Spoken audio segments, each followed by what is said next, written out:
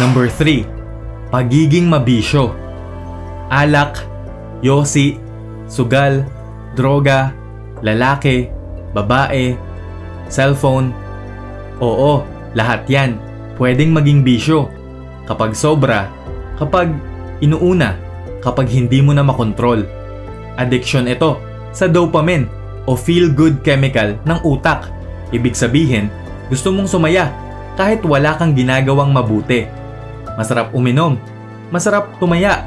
Pero habang pinipili mong sumaya sa wala, nakakalimutan mong pwede ring sumaya sa tunay na tagumpay.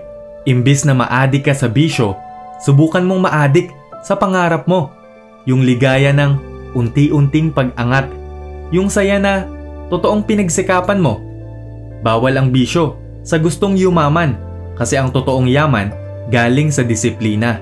Hindi sa lasing, hindi sa yosi, at hindi sa swerte ng sugal.